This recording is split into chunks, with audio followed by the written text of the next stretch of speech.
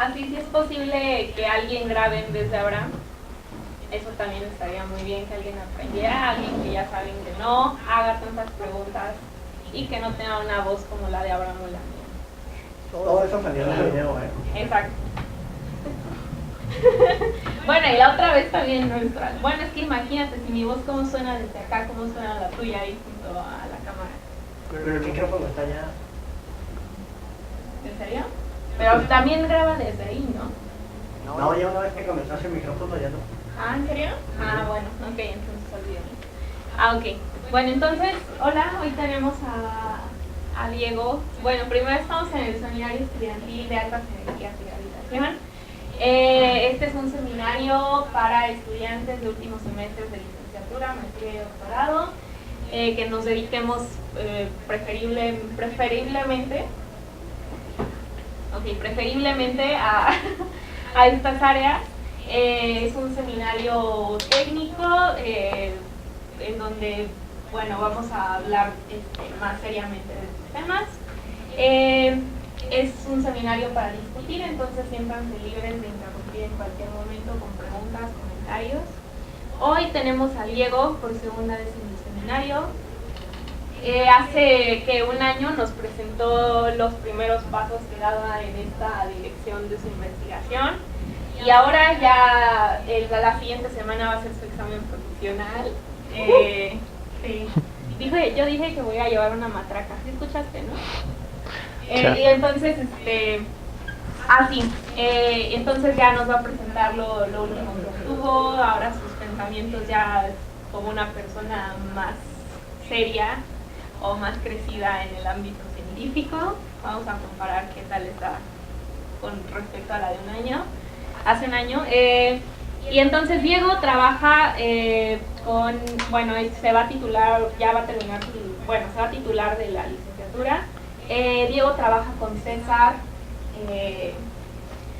León Monsalvo, ¿no? Simón López Monsalvo. Ah, Simón López Monsalvo. Okay. Que trabaja, ahorita es investigador en la UAM. En la UAM Azcapotzalco. Ajá, y es es del grupito de trabajo de Hernando Quevedo del IPN.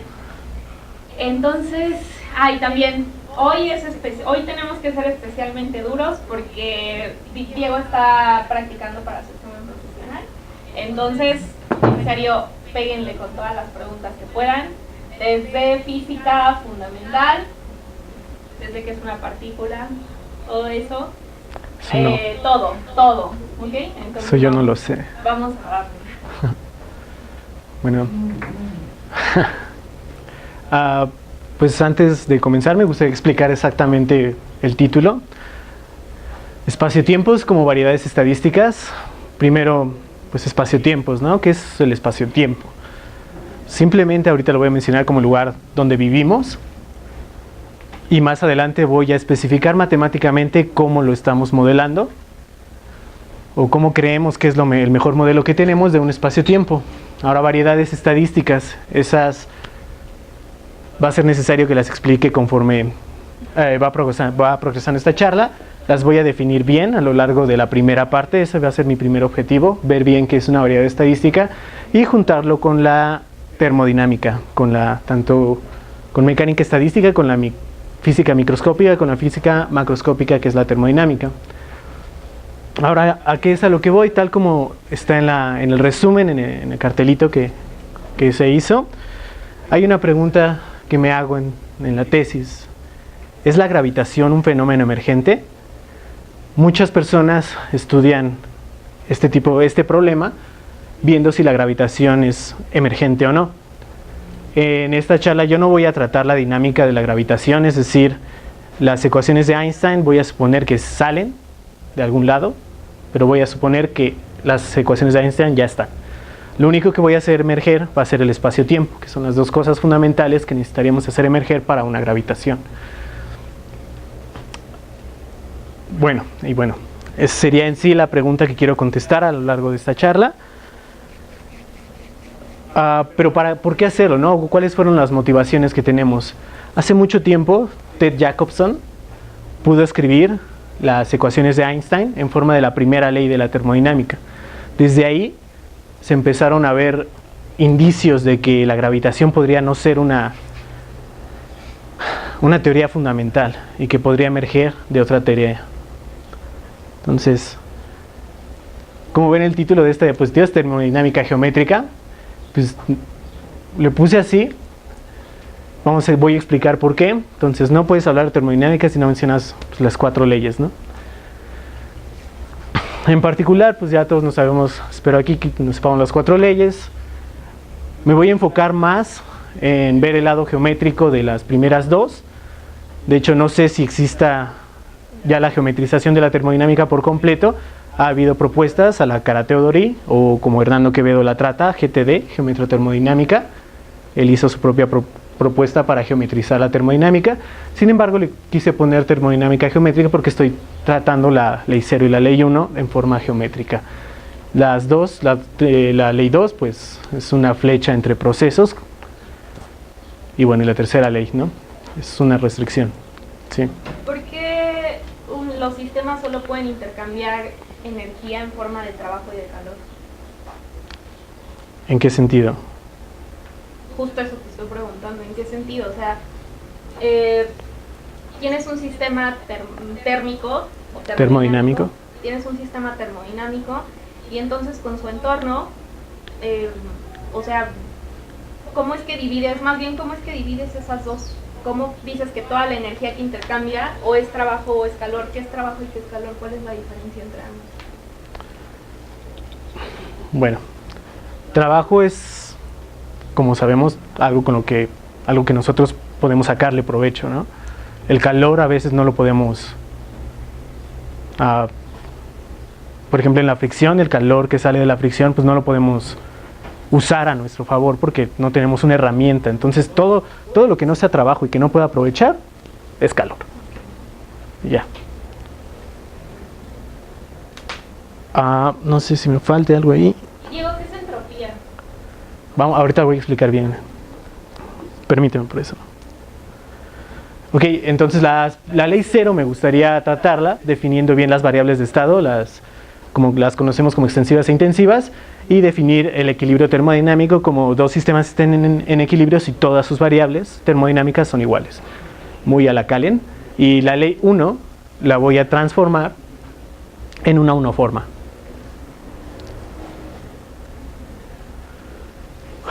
Muy bien, entonces voy a empezar a construir el espacio-fase termodinámico para tratar de pegarlo a la teoría microscópica de un sistema. Entonces lo que necesito primero es, bueno, unos n reservorios. El lado izquierdo de la ecuación, la primera igualdad, representa lo que cualquier teoría física mínimo necesita. Necesito medir cosas. Y esas cosas que mida, cuando voy y mido con un termómetro la temperatura de un sistema, necesariamente es un promedio. Entonces este va a ser el promedio de alguna variable aleatoria, de algún observable, y eso es lo que voy a medir, un número real, una PA. Pueden ser n de ellos. La segunda igualdad es en lo que se va a enfocar mi tesis o la charla, que es en particular, así voy a medir. Mi teoría, eso es lo que va a decir. Así es como voy a sacar los promedios. Esta variable aleatoria lo voy a representar que está definida en un espacio muestra gamma, y ρ va a ser la medida de todo ese espacio gamma. Entonces es así como voy a sacar promedios. En este caso particular es de donde voy a obtener las variedades estadísticas. Si no quisiera irme por ese lado, esta segunda igualdad está mal, y es más bien ahí ponga su teoría con la cual va a obtener los promedios que nosotros medimos, ¿no? Esta es como la forma estándar, ¿no? Esa es una forma estándar, la más estándar, ¿no?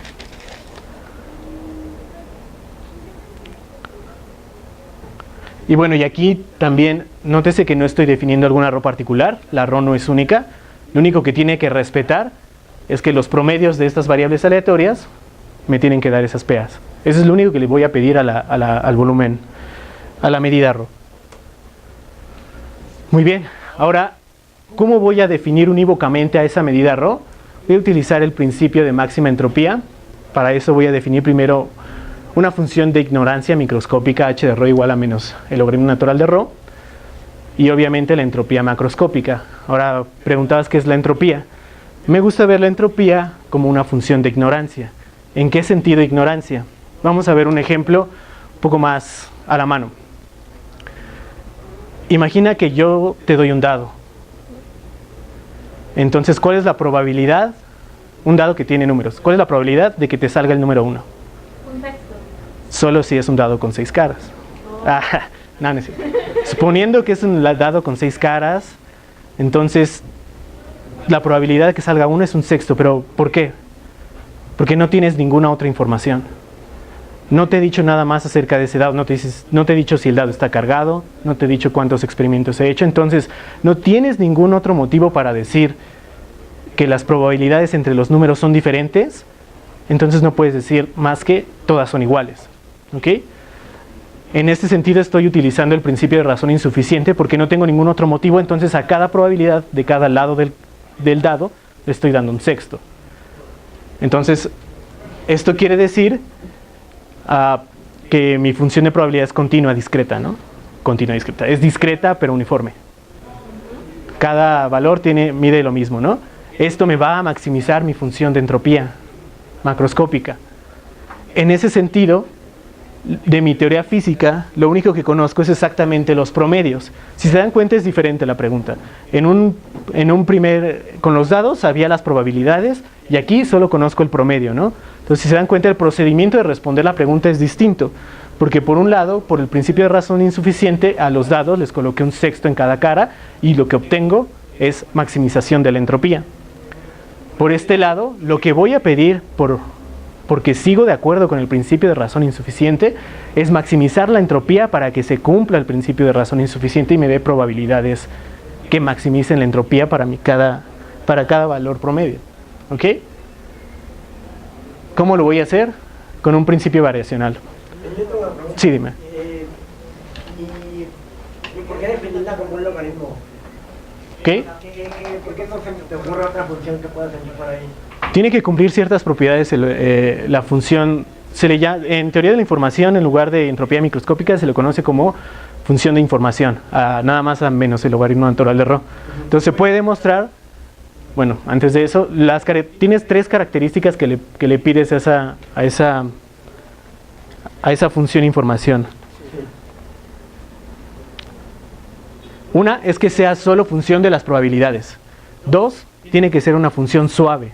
Y 3, que si tú tienes 2 eventos con probabilidades P y Q de la función información, y estos 2 eventos sabes que son independientes, entonces necesariamente la información que ganas debe de ser igual a la suma de la información que ganarías con los 2 eventos independientes. Entonces se puede demostrar que bajo las 3 cosas que les acabo de mencionar, la única función que cumple con eso debe de ser K logaritmo de P. ¿Okay? Donde K es una constante arbitraria, ¿no? Entonces en particular aquí estoy suponiendo la entropía con la K de Boltzmann igual a 1, ¿no? Vale, gracias. Sí. Muy bien, entonces hago el principio variacional donde mi lagrangiano va a ser el lagrangiano a minimizar con respecto a ρ va a ser donde aquí tengo la función de entropía. Voy a utilizar el método de multiplicadores de Lagrange. Entonces lo que quiero es que este volumen esté, ¿cómo se le llama? Que sea una probabilidad, que esté normalizado a 1. Entonces para eso voy a meter el multiplicador de Lagrange W y quiero que exactamente cumpla lo que dije al principio, que los promedios me den exactamente los PAs. Y voy a meter estos multiplicadores de Lagrange QA y si se dan cuenta tienen que ver exactamente con los reservorios que estaba poniendo al principio. Pero no me queda claro qué es L. L, el lagrangiano que voy a minimizar bajo el principio de máxima entropía. Ya. O sea, Quiero maximizarlo bajo el principio de máxima entropía, pero que cumpla estas cosas además usando el método de multiplicadores de Lagrange. 1, que esté normalizada, y 2, que cumpla con los promedios, que era lo que quería, ¿no? Desde el principio. No quiero cambiar eso. Entonces, simplemente haciendo la derivación, obtengo una ρ0 que es igual, espero que todo el mundo la conozca, es la forma de Gibbs-Boltzmann de mecánica estadística. Y es conocido el potencial W, a W le voy a llamar potencial, y es simplemente el logaritmo natural de la función de partición, así se conoce. Ahora, cambiando un poco de tema, ya hice la conexión microscópica un poco. Entonces ahora lo que les quería definir es una variedad de contacto, ¿no? La definición formal está ahí. Sí, para los que gustan leerla. ¿Para qué es lo que necesito? Necesito una variedad diferenciable de dimensionalidad impar, 2n+1. Y necesito una distribución que sea maximalmente no integrable. Que sea maximalmente no integrable quiere decir que va a existir, ¿sí? ¿Por qué 2n+1? ¿2n+1? Si no, no puedo armar la variedad. O sea, una variedad de contactos solo puede ser de dimensión impar. Pero ¿por qué en tu teoría, bueno, lo que estás manejando, por qué es 2n+1? Porque lo que quiero armar es el espacio fase termodinámico que tiene variables intensivas, sus variables extensivas que son las conjugadas, entonces ya tienes 2n y el potencial. ¿Ok? Ajá. Pero ¿qué pasa con la estructura sintética del espacio fase? O sea, el espacio fase es de 2n, ¿no? Pero en este caso es un espacio fase termodinámico. Lo voy a armar con las variables que te dije exactamente. Pero tú vas a definir Otra cosa, ajá. Pero sí tiene razón, porque en la estructura simpléctica, pues para hablar de estructura simplética tiene que ser 2n Ajá. para poder meter los países de Poisson, ¿no? Ujú. El canónico conjugado. Entonces, ¿no has visto cómo podría? Existen unos, se llaman paréntesis de Jacobi. Ahorita te lo confirmo, ¿no? Dame unos minutos. Y sí, cumplen lo mismo, pero solo para funciones que le llamamos de estricto contacto. Solo contactomorfismos cumplen con la misma propiedad que los paréntesis de Poisson, pero cumplen una propiedad muy rara, ¿no? Estos paréntesis no conmutan con las constantes. Y como los paréntesis se ven como derivadas, entonces podrías decir que la derivada de una constante no es cero. Pues tienen cosas más raras, ¿no? Es una estructura, por decirlo así, más rica, pero habría que definir bien todo eso, ¿no? Y no es el propósito ahorita. Pero bueno. Entonces es una distribución maximalmente no integrable de hiperplanos de codimensión 1. Lo que quiere decir eso es simplemente que existe una unoforma en ese espacio tau de 2n+1 dimensiones. Esto quiere decir que es maximalmente no integrable por el teorema de Fubini, y la unoforma por el teorema de Darboux. Dadas unas coordenadas la puedo poner de esta forma. Obviamente utilicé las mismas letras para que fuera obvio, ¿no? Oye, pero el teorema de Darboux es para cualquier... También hay un teorema de Darboux para aquí. No manches. Sí. Sí, gracias, está bien. Entonces, en geometría simpléctica también tenemos una unoforma, ¿no? Pero que en el espacio, no en el espacio fase, sino en la tangente, la unoforma más o menos se ve así.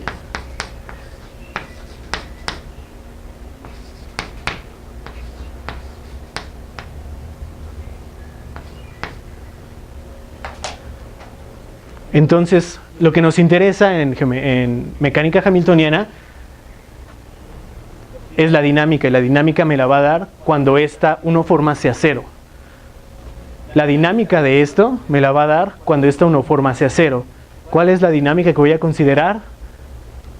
Procesos en equilibrio termodinámico. Si se dan cuenta, ¿qué pasa si igualo esto a cero? Lo paso. ¿Y eso qué es? Despejamos, ¿y eso a qué se parece? Es la primera ley de la termodinámica, ¿no? Entonces, con esta unoforma voy a definir los espacios de equilibrio cuando tenga el kernel de eta, ¿no? En el mismo sentido que aquí, cuando esta unoforma es cero, entonces aquí Q es igual, no, dQ de t es igual a Q punto. Pero solo cuando esto es cero se cumple esto, mientras Q y Q punto son coordenadas distintas. Aquí igual, solo cuando se cumple esto estoy en espacios de equilibrio, mientras Q, P y W son coordenadas distintas. ¿De dónde voy a sacar a eta de todo lo que había dicho antes? Lo que quiero en los procesos de equilibrio es que en promedio mi entropía se quede igual, ¿no? Voy moviendo poco a poco en una curva y quiero que punto a punto la entropía no cambie, ¿no? Eso es lo que definimos como un proceso cuasi estático. Entonces lo que quiero es que la diferencial de la entropía en promedio sea 0. Y la diferencial de la entropía en promedio, obtengo la unoforma, me da exactamente la unoforma que quiero, y lo que quiero definir son procesos en equilibrios cuando eso es igual a 0. Entonces los procesos en equilibrio simplemente van a ser curvas cuyo vector tangente punto a punto evaluada en esa unoforma son 0. Pero eso no está necesario. Ok, una vez dicho eso, entonces con eta vamos a separar todo el haz tangente del espacio fase termodinámico en direcciones reversibles y direcciones irreversibles. Ahí están ya puestas cuáles son las direcciones. La primera es la dirección irreversible, que le voy a llamar el vector de Reeb, es una dirección vertical, o dirección vertical también le voy a llamar, y las otras dos direcciones son direcciones horizontales, las cuales hacen eta igual a 0. Si dan cuenta una simple evaluación en la unoforma, podemos ver que se cumple exactamente lo que pido. Y bueno, lo único que implica todo esto es que el haz tangente está ya dividido en dos cosas, direcciones verticales y direcciones horizontales, ¿no? Las horizontales son las que... Las de procesos cuasi estables, sí. ¿Puedes mover en direcciones que sean combinaciones lineales? Sí, claro, siempre y cuando no agarres una dirección vertical. Ya. Pero ¿en qué sentido me estoy moviendo en una dirección que es... O sea, de una parte en equilibrio y de una parte no en equilibrio? ¿En qué sentido? No entendí la pregunta. Ajá, dividirse en estas dos... O sea, básicamente dice como una base, ¿no? Ajá, punto a punto esa base puede cambiar. Bueno, ajá.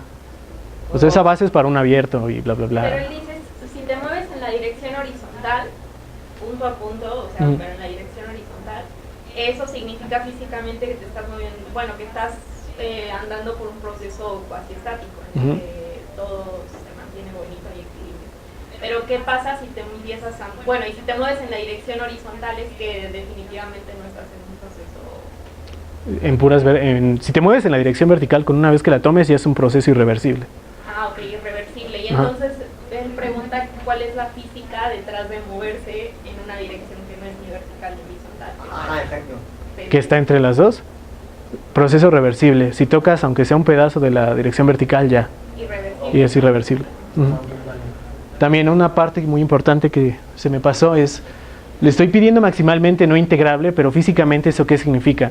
Significa que la variedad del espacio fase termodinámico, no hay puntos a los que yo no pueda llegar en direcciones horizontales. Puedo mapear todo el espacio fase en puras direcciones horizontales, en puras curvas cuyos vectores tangentes punto a punto son direcciones horizontales. Eso quiere decir maximalmente no integrable. O sea que todos los estados del sistema son accesibles por procesos cuasi estáticos. Exacto.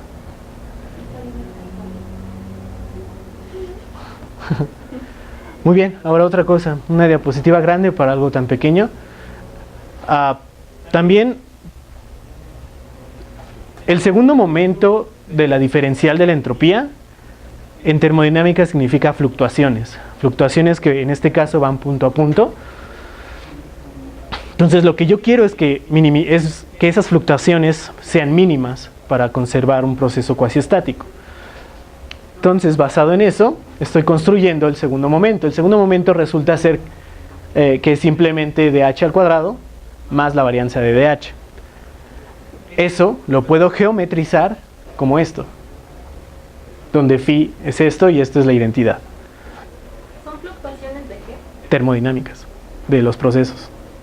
Entonces, pero son fluctuaciones de todos los parámetros termodinámicos en general. O sea, puede variar la temperatura, la entropía, todo.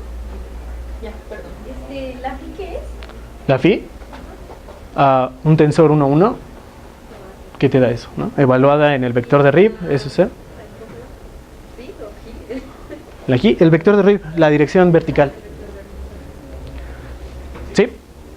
Entonces, ¿no tiene proyección vertical? Exacto, no tiene. Ok, entonces solo le importan las direcciones horizontales. Okay. Simplemente es bueno, esto se saca con estadística, Y esto es como lo geometrizo, ¿no? Lo puedo ver así, con ayuda de esa phi, de ese tensor. ¿Ese punto gordo qué es? Composición. Ah, ok. Ahora, esto coincide con ser un tensor 0,2 que es simétrico. Entonces lo voy a proponer como una métrica. No tengo más motivos más que es un tensor 0,2 que es simétrico y lo estoy sacando a partir de fluctuaciones. Esta métrica, ¿sí?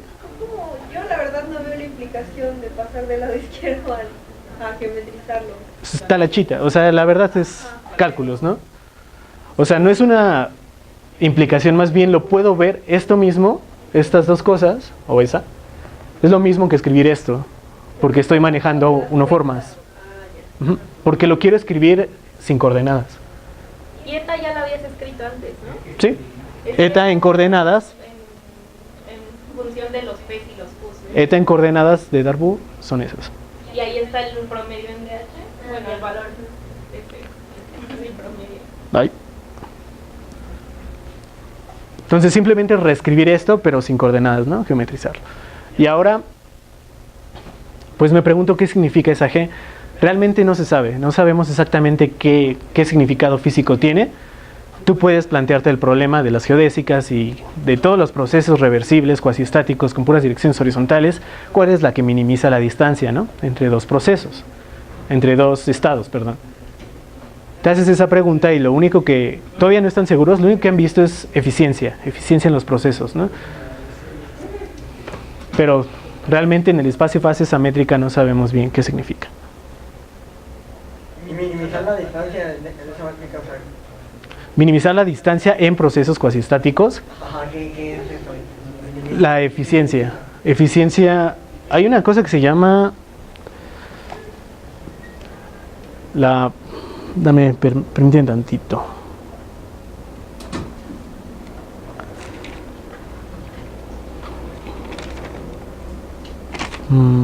¿Qué diapositiva es?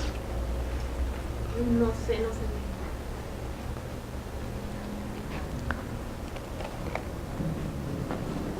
La disipación disponible. En todo proceso cuasiestático puedes tener una disipación disponible. Ajá. Eso es algo que se te fue en calor, pero que realmente sí lo podías aprovechar como trabajo. Okay. Entonces, esta métrica es lo que te mide eso. ¿Qué tan eficientemente fue tu proceso? Ajá, o sea, me está diciendo como nada del calor que perdiste lo podías haber aprovechado. Exacto. Okay. En ese sentido es la eficiencia. Pero realmente no se sabe si siempre se cumple eso. Ahora sí, vamos a definir subvariedades en equilibrio. Obviamente la definición está ahí para el que la quiera. Una subvariedad de este tipo simplemente la voy a definir como un encaje. Les voy a llamar subvariedades de equilibrio o epsilon. Donde voy a agarrar mis coordenadas QA y voy a definir mi potencial en función de esas coordenadas a mis otras variables en función de esas coordenadas y así tengo el encaje. Yo decido cómo va a ir el potencial y vamos a pedir que se cumpla que el pullback de eta o esa unoforma en toda esa subvariedad sea cero, sea siempre cero. ¿Qué es eso? Si esto es cero, la unoforma es distinta de cero. Entonces esto tiene que ser cero. Si esto lo paso, esos son las ecuaciones de estado, ¿no? PA igual a la parcial del potencial con respecto de la otra variable, de su variable conjugada, ¿no? Entonces, regreso al caso de equilibrio termodinámico. Ya no estoy en... de Hamilton en mecánica. Sí. Y eso, que eta se haga cero es que te minimiza o te maximiza la entropía, ¿no? Eta es la diferencial de entropía en promedio. El promedio de la diferencial de entropía. Entonces, estás hablando, o sea, poniendo esa condición de que eta sea cero, análogamente a lo que pasa en mecánica clásica, o sea, es como un principio de mínima o de máxima algo. Pues lo estoy viendo como los procesos que yo busco, ¿no? Procesos cuasiestáticos. A partir de ahí pasé. Entonces yo conozco que los procesos son cuasiestáticos. Que no haya muchas variaciones en la entropía. Okay. Y de ahí partí. ¿Es una partición ajena? Una partición ajena de un conjunto es que el conjunto A lo puedes ver como un conjunto B unión un conjunto C, donde B intersección C es igual al vacío.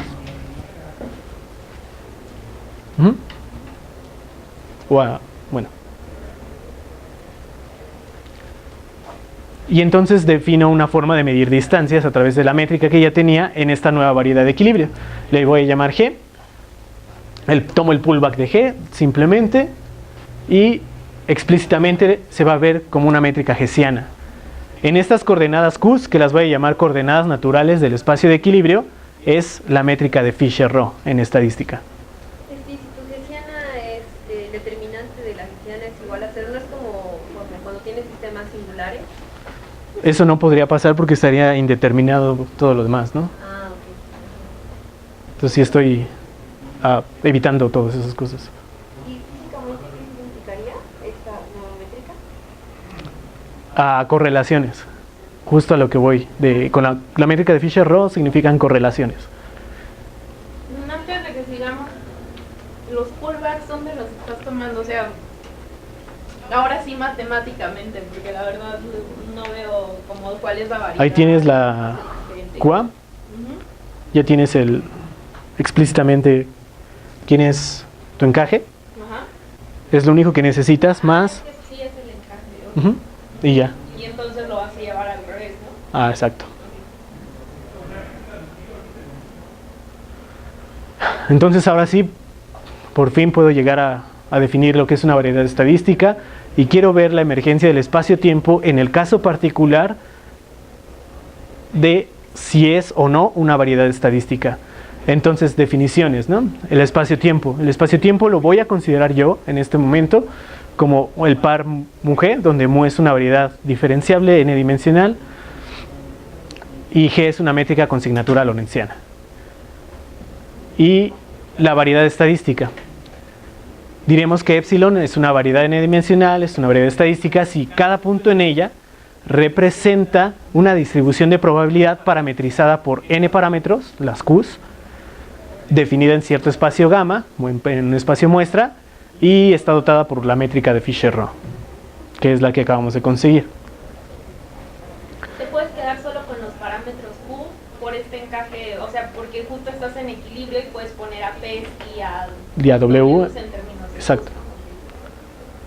Entonces, una imagen bonita fue la que puse en el cartel, pero pues todo el mundo conoce la normal, ¿no? La distribución normal.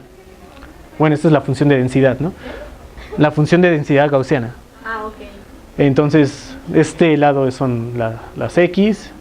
Bueno, el primer dato es la mu y la sigma. Entonces, que quede claro que cada función de densidad gaussiana la puedo parametrizar por dos cosas, ¿no? Su varianza y su media. Y estas son distintas medias. Gráficamente eso es qué tan gordas y altas son, ¿no? Ajá. Entonces el espacio la gráfica que les mostré antes es este espacio. Ese espacio parametrizado por Q o por tetas, que está en la imagen en este caso, así se ve en un abierto de Rn. Cuando lo subo a la variedad ya con su métrica, así se van a ver. Entonces así se debe de ver claro, un poquito claro, ¿no? Esta es la variable aleatoria, donde aquí ya son puntos, porque está parametrizado por las Qs, en este caso son tetas, que son mi mu y mi sigma, que ya son un punto. Aquí, sí, ¿qué son los puntos? No, ¿Qué son los puntos? Son estos. ¿una distribución? Ah, ok. Mis mu y mis sigmas distintas. Son esos puntos que están aquí, en mis abiertos de Rn. Realmente en teoría de probabilidad representan gaussianas, pero aquí ya no estoy metiendo la variable aleatoria. Y en la variedad, ya con la métrica, pues ya se ve así. Ajá. ¿Cómo pasas de los puntos de la variedad a los puntos de las gaussianas? ¿Cómo? O sea, digo, de Rn a la variedad, pues sí, pero con un obvio contigo, pero... Pues toma el camino largo, ¿no? Toma el camino largo. Yo sé qué punto es este, entonces sé de dónde viene, con qué Qs, y ya sé que la normal está parametrizada por muy sigma, ¿no? Entonces ya los tengo aquí y ya la construyo. Pero no puedes pasar de allá arriba para abajo para la variedad. Sí, pues con la composición. Ah, ya. Oye, yo tengo una pregunta, a ver, o sea, si tú defines, o sea, cada punto de la variedad es una distribución de probabilidad y la puedo caracterizar por su media y su varianza, ¿no? En este caso, en la gaussiana. Es un ejemplo. Sí. Pero entonces, o sea, me basta estar moviendo esos dos parámetros para identificar puntos en la variedad. Entonces eso me hace pensar que es una variedad de 2 dimensiones.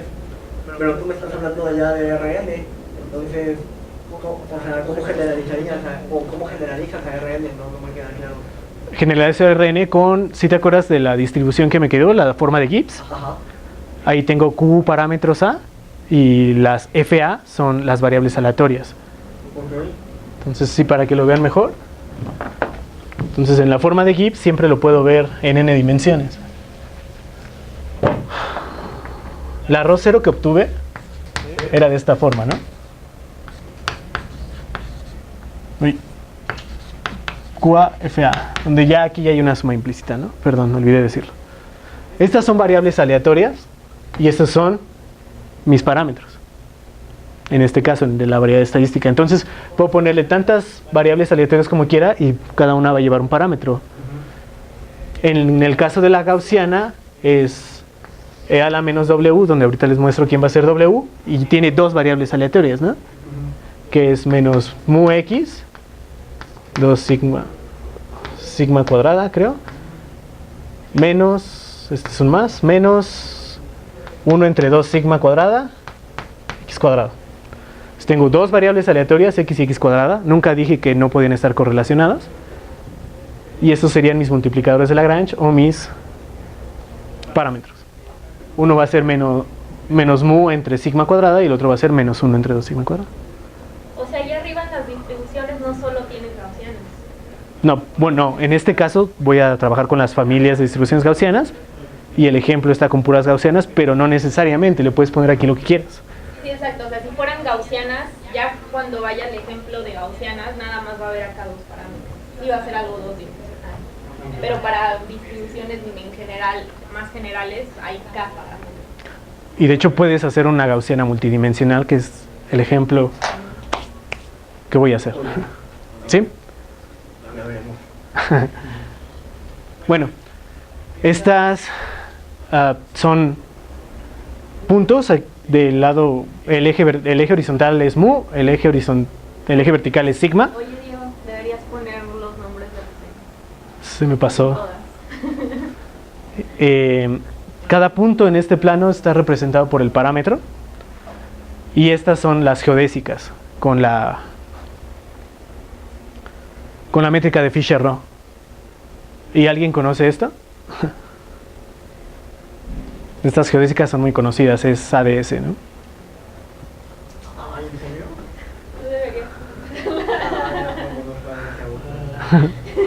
Es ADS 2, bueno, en 2 dimensiones. A ver, otra vez de... Ok, el eje X son los valores de mu De sigma. y el eje Y es sigma. Ajá. Y entonces para cada valor...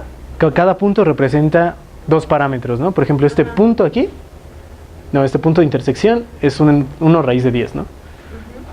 Y estoy haciendo la geodésica que une este punto con otro punto de acá. No, con este punto. Okay. Y me arma esta geodésica. Hay dos tipos de geodésicas en ADS, son semicircunferencias y líneas verticales. En esta subvariedad de equilibrio donde estás ocupando la métrica esa que nos enseñó. ¿Sí? Entonces esto nos dio así de, pues mira, con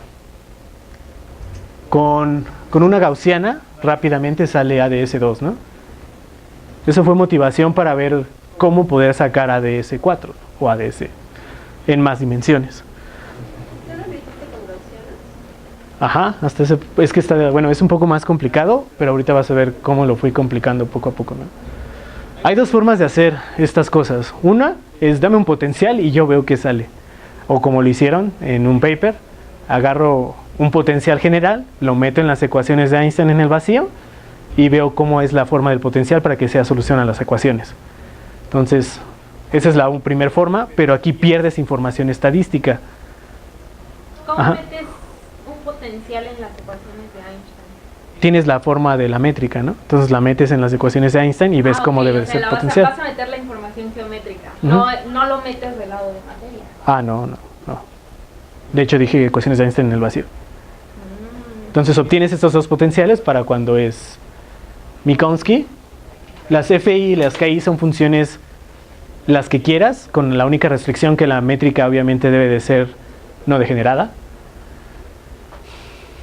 Y listo, ¿no? Pero hasta este momento pues tengo el potencial que me genera un espacio-tiempo, pero no tengo la información estadística, ¿no? Perdí todo eso.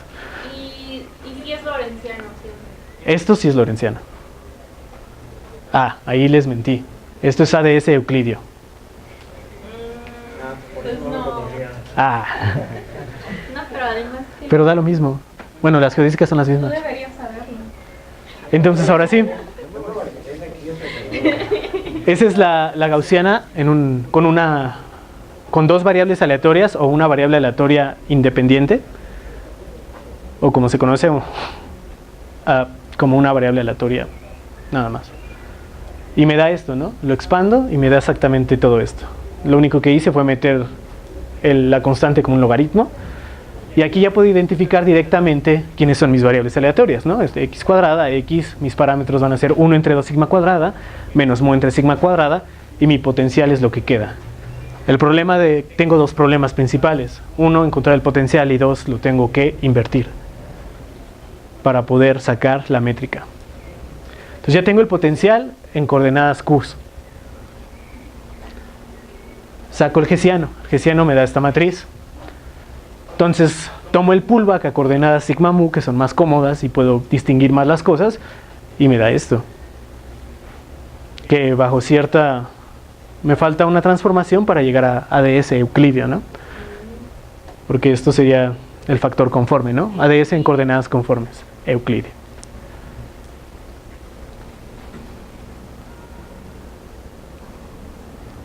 Pero eso es en dos dimensiones, ¿no? Esto es en dos dimensiones. Ahora vamos al caso. Bueno, hay una... Ajá, Pero en dos dimensiones, que no todas las métricas son conformemente planas. exacto. Ah, eso es lo que ibas a decir. Ajá, o sea, esto motiva, pero no me da mucha, ¿no? Y todas las ecuaciones son soluciones a las ecuaciones de Einstein, ¿no? Ajá, exacto. Entonces, no, más bien no hay dinámica, entonces no me sirve. Bueno, pero eso es en gravedad clásica, ¿no? En gravedad cuántica sí podría haber dinámica. Ajá, y estamos viendo la emergencia del espacio. Bueno, Bueno, ok. eso es bueno. Si lo quiero ver en n dimensiones, lo único que voy a hacer es pensar en distribuciones de probabilidad gaussianas n dimensionales con todas con la misma varianza y no correlacionadas, que sean independientes todas. Y esta es la formulita que queda. Esta formulita que queda la vuelvo a hacer todo el ejercicio. Mi Q1 queda esto, mi QJ más 1 queda esto. Todas las demás Qs quedan así, muy sencillas. Tienen distintas medias todas las variables aleatorias. Y mi potencial queda de esta forma. Con ese potencial ya obtengo esta métrica en las coordenadas sigma mu i, ¿no? En 4 dimensiones. En 4 dimensiones ya en particular, bueno, ya lo calculé, y me da esta métrica que es lo mismo, ¿no? Se parece mucho a ADS, Euclidio. Pero ahí sí tengo R es igual a menos 2, el tensor de Weyl es nulo, y esto soluciona las ecuaciones de Einstein en el vacío con la constante cosmológica igual a menos 2. Entonces esto sí es ADS, Euclidio. Entonces, primer cambio de coordenadas, todas las muis las voy a mandar a raíz de 6 mui. Esto me da el factor conforme que quería y no me afecta para nada mi distribución gaussiana. No le quita la normalización y no le hace nada. Ahora lo que voy a hacer para obtener la asignatura del espacio-tiempo es hacer una rotación de Wick, pero en las coordenadas que yo voy a considerar espaciales, ¿no? Antes de eso faltó motivar sigma, por ser la única coordenada distinta que significa varianza y no media, suena a que estas son coordenadas espaciales y esta es una coordenada temporal, ¿no? En algún sentido. Ahora, no voy a tomar la rotación de Wick en el tiempo, en el que yo quisiera que fuera el tiempo, porque destruyo la normalización. La distribución gaussiana se vuelve infinita, entre menos infinito e infinito, deja de ser una distribución de probabilidad. Entonces, mejor tomo la rotación de Wick en todas las coordenadas espaciales y obtengo esta nueva métrica. Ahora sí es ADS en coordenadas conformes.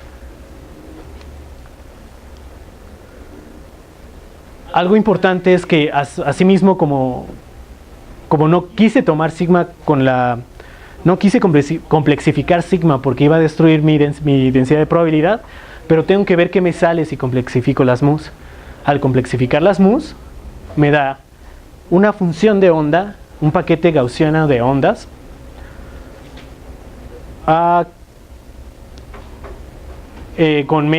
con las medias 0.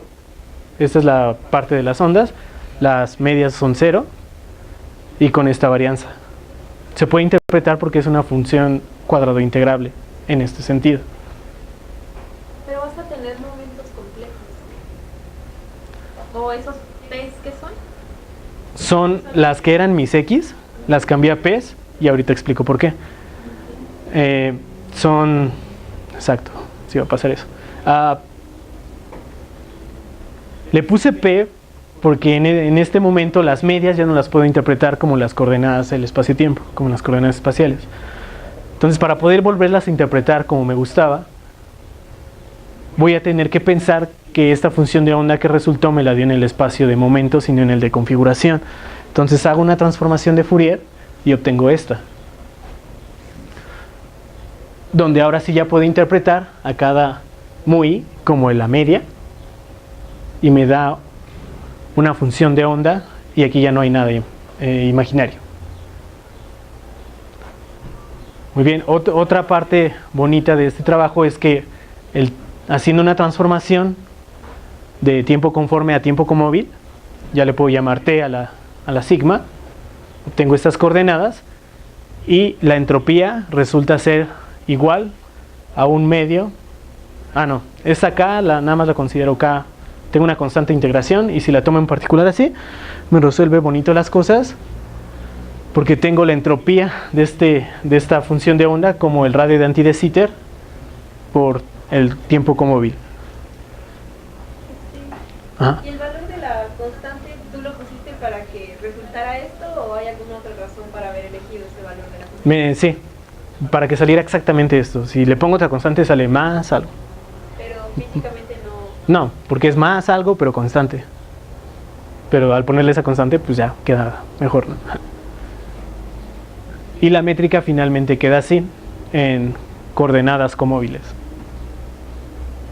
¿Y entonces no hay alguna forma de sacar una métrica lorentziana sin aplicar una rotación de Wick? No, al menos con variedades estadísticas no. Hasta ahorita, no, eso es lo que vimos. No, la respuesta es no. Lo siguiente que pensamos es, bueno, ya tenemos esto, ahora me gustaría sacar un agujero negro, ¿no? Entonces, interpretando las medias como coordenadas espaciales, la varianza como una coordenada temporal, pensábamos que alguna correlación entre estas variables aleatorias nos podría dar algún tipo de agujero negro. Entonces le empezamos a meter correlaciones, en particular una correlación nada más, ¿no? Pensamos que iba a ser suficiente o que sería suficiente con una correlación. Entonces esta es la matriz de covarianza entre tres variables aleatorias con la misma varianza y covarianzas iguales también. Pero ahora sí ya hay correlaciones entre ellas. La ρ queda de esta forma. Estos son vectores, el vector transpuesto, esta matriz invertida y bueno, el vector normal, ¿no? Esta es la distribución, ¿verdad? Sí, esta es la distribución, la función de densidad. Y pues bueno, queda algo súper feo, ¿no? Cada QI pues se ve de esta forma, el potencial queda de esta forma. Y en coordenadas sigma alfa, sigma mu1, mu2, mu3, la métrica se ve de esta forma. Bueno, no me sirvió de nada, no encontré un agujero negro, aunque cambie las correlaciones, siguen sin aparecer un agujero negro, pero se encontró una forma de variedades diferenciables cuyos escalares son todos constantes. El escalar de Ricci, el escalar de Kretschmann y el Weil cuadrado, todos son constantes. Según Hernando, nos platicó que podrían ser ondas gravitacionales, ¿no? Soluciones tipo ondas gravitacionales, pero no lo sé. Entonces, hasta este momento queda como una clase de variedades diferenciables que cumplen con esas tres cosas, cuyos escalares de Ricci, Kretschmann y Bael cuadrado son todos constantes. Y bueno, bonito también es que solucionan las ecuaciones de Einstein en el vacío, con constante cosmológica negativa. Bueno, una pregunta, entonces estás agarrando las ecuaciones de Einstein linealizadas o por qué dicen que eso podría ser como una... Eso sí, habría que preguntarle a Quevedo. Sí, perdón.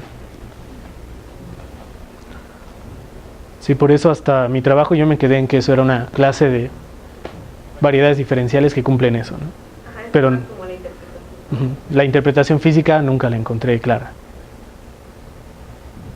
Muy bien, Oye, mande. una pregunta, pero ¿en qué sentido el espacio-tiempo va a ser emergente? O sea, Porque yo nunca hablé de coordenadas espaciales en el principio, construí todo a partir de promedios. De promedios que... Bueno, pero ¿eso qué es físicamente? ¿Dónde está eso? ¿Dónde está esa materia, la que lo voy a sacar? Es una teoría cuántica de la gravitación que ustedes tienen que obtener, de donde yo solo puedo medir promedios. Por eso al principio les dije, ponga usted ahí su teoría de la gravitación cuántica con la cual yo voy a poder sacar promedios. Donde ustedes van a poder sacar las ecuaciones de Einstein emergentes y con este paso simplemente sacar el espacio-tiempo. oye, pero Pero entonces... son en el vacío. Hasta ahorita en el vacío. No logré sacar un agujero negro, eso es lo que estoy intentando hacer. Mande. O sea, pero...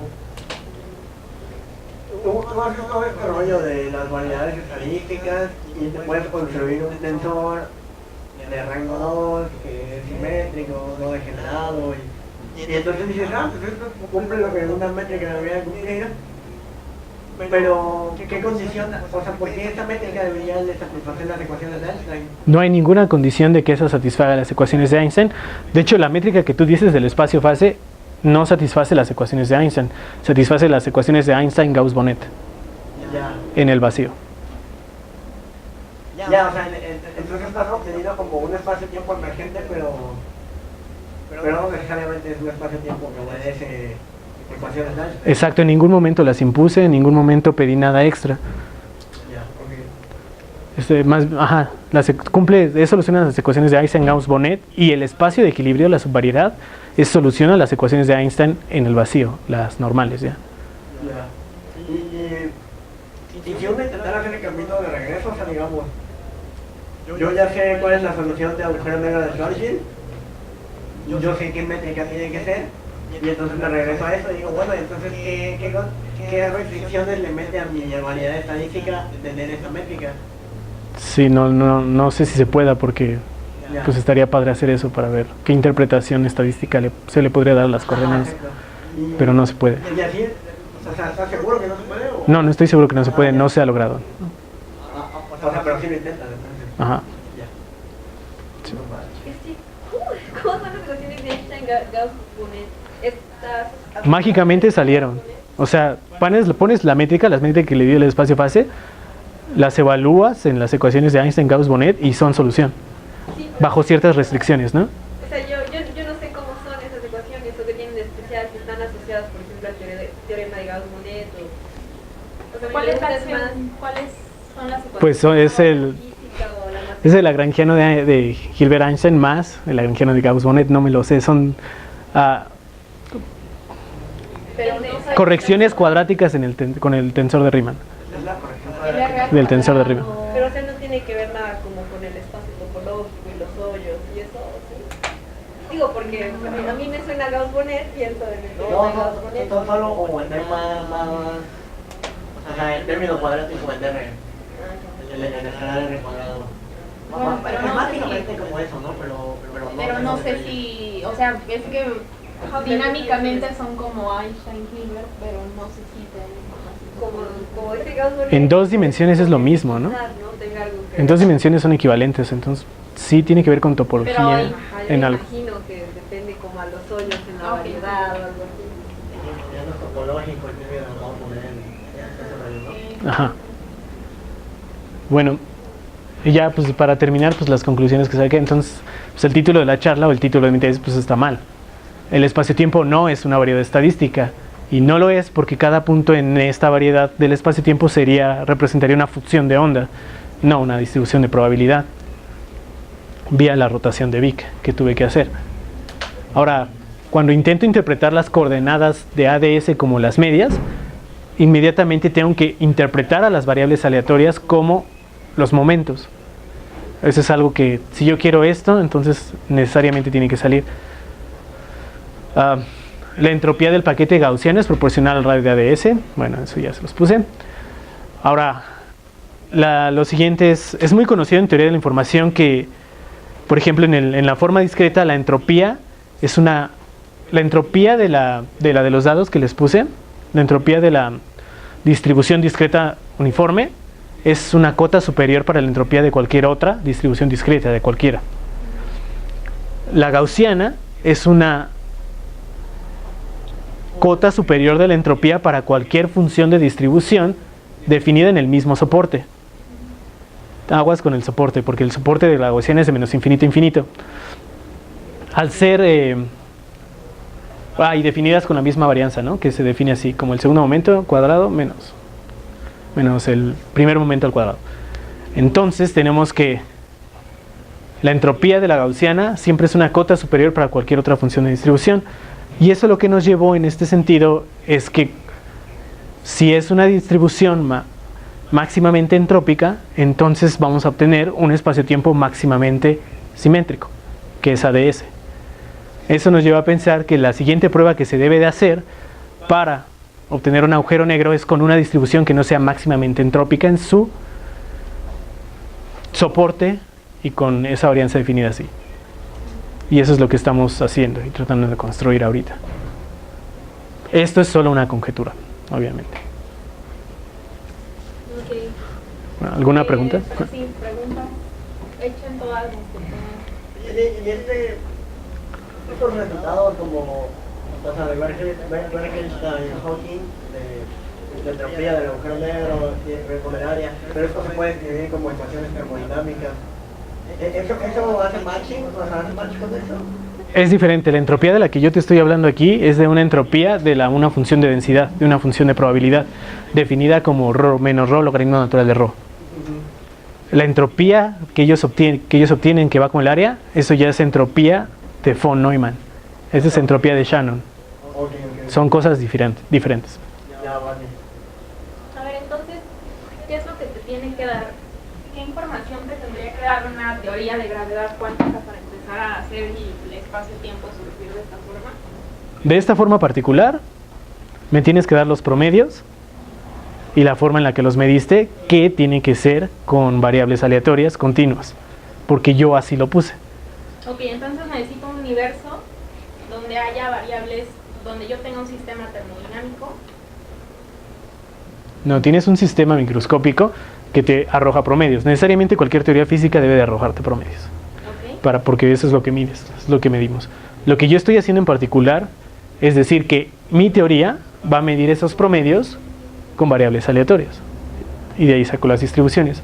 Esto lo puedes cambiar y volver a empezar y a partir de aquí. Pero eso es, bueno, pero esa es la forma como estándar en la que uno hace con la cuántica que conocemos ahorita, ¿no? La mecánica cuántica que conocemos ahora. Pones ahí, bueno, sí, ahí van como los eigenvalores o las sumas. Bueno, esas se vuelven sumas discretas y estas en la base. Eso ya es diferente, porque si son sumas discretas, entonces ya no es un espacio muestra continuo. Ok, entonces ahí nada más estás trabajando clásicamente. Exacto, esta es una aproximación a un espacio muestra continuo, por eso puedo hacer la integral.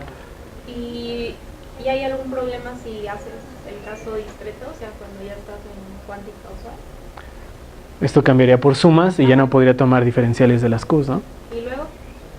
Pues habría que hacer otras cosas, encontrar otras formas. Diferenciabilidad, ¿no? Porque ya es discreto. Entonces, Ajá, ya no tienes Hausdorff. como de formas. Pero, ¿y si esa es mi teoría de la gravedad cuántica? Hay que hacerlo de otra forma, o sea, hay que empezar desde aquí y empezar a tener otras ideas. Esto es si lo logras en algún límite termodinámico, sacar los promedios así, partes de aquí y ya lo tienes. Ok, entonces puedo tener un universo donde la cuántica se valga, pero me voy a un límite de altos grados de libertad, o un límite termodinámico, y ahí se va a seguir cumpliendo esto. Si se cumple esto, ya. Y Y esto me da un espacio, esto es algo clásico, esto es una forma de tomar promedios clásica, y entonces me sale un espacio-tiempo que es clásico, a veces clásico, aunque sea cristiano. Entonces, es igual sería interesante, ¿no? ¿Qué tal si pones ahí algo que ya, bueno, que igual no estarías diciendo, la mecánica cuántica se vale, entonces discretizo desde el principio y a ver qué espacio-tiempo hay, ¿no? Exacto. Lo que se ha hecho es con correladores y con la métrica de Fubini Study. Hay un ejemplo, no me acuerdo con qué lo hicieron exactamente, pero sale una métrica que te da ¿cómo se llama en óptica? Cuando tienes un rayo y ya sabes para dónde va, ¿cómo se llama esa ley? Bragg. No. ¿No es Bragg? Ajá. Donde la métrica te da la ley de Snell. Donde la geometría de ese espacio es la ley se cumple óptica con Snell. Sí. Ok. Ajá. Entonces eso ya es muy interesante porque ellos sí partieron de cosas cuánticas discretas y aplicaron la métrica de Fubini Study. Pero pues hasta este momento yo lo que hice fue clásico, ¿no? En este sentido. Espera, todavía tengo Bueno, ¿alguien más quiere hacer otra pregunta? Por favor, me bloqueo el cerebro. Tu definición de la entropía, ¿puedes relacionarlo con el postulado de Boltzmann? ¿Cuál es el postulado de Boltzmann? Que la entropía es proporcional al logaritmo del número de microestados. Son dos formas distintas de verlas. Una es a la Boltzmann, que es eso, y otra es... A mí me gusta verla así porque no me genera confusión como la función ignorancia, ¿no?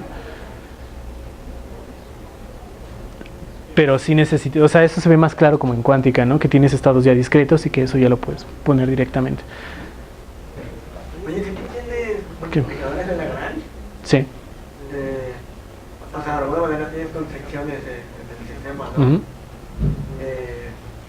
O sea, ¿puedes interpretar esas constricciones como algo especial? Son mis reservorios termodinámicos.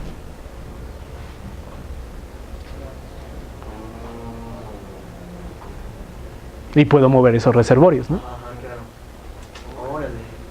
Entonces la idea es, yo tengo una teoría, sí, tengo un modelo para describir toda la energía en el universo, dejando de lado el espacio-tiempo. Entonces la materia, partículas, todo esto. Y esa teoría, ese modelo me va a dar una forma de sacar promedios. O hay alguna forma preferencial para sacar promedios, entonces yo la meto aquí. Y eso me va a generar una variedad, bueno, en equilibrio me va a generar una variedad que tiene una cierta métrica y que satisface las ecuaciones de Einstein. Entonces es como que justo la energía en el universo me está generando un espacio-tiempo, ¿no? Pero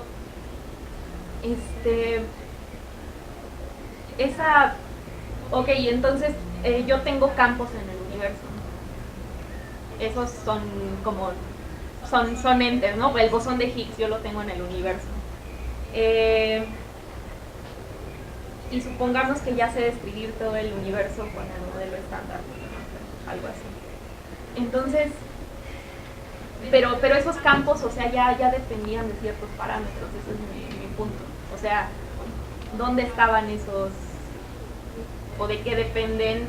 ¿Cómo es que no existe el espacio-tiempo antes de eso?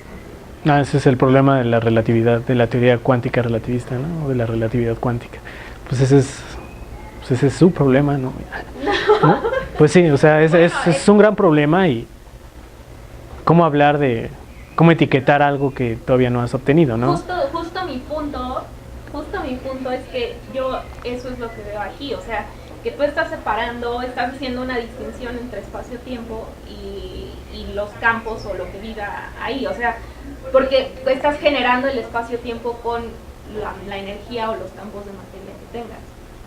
Y justo para mí, desde el punto de vista de la gravedad cuántica, sería algo más natural, más bien unificar en un mismo lenguaje desde el principio ambas cosas. Es que, por ejemplo, tus campos dependen del espacio-tiempo, ¿no? De XMU. Pero XMU son etiquetas. Sí, son parámetros. Entonces, antes de eso, debemos encontrar una forma de cambiar esas etiquetas que no hagan referencia a un espacio-tiempo. Exacto, o escribir, sí, exactamente, ¿no? Eso. Pero Pero cómo hacerlo, pues no sé, no sé. Si tú consigues hacerlo y me das promedios, entonces eso es de lo que estoy partiendo. pero mi punto es, puedes definir, o sea, ¿qué tal que no puedes hacer eso? Entonces Entonces, pues, el espacio-tiempo no es emergente, ¿no? no es una variedad estadística. Ajá. En este sentido, sí. No puede surgir así. Y de hecho no es una variedad estadística, Sí. recuerden. Ok. ¿Alguna otra pregunta? Bueno, entonces ya hay que darle un aplauso a Diego. Gracias.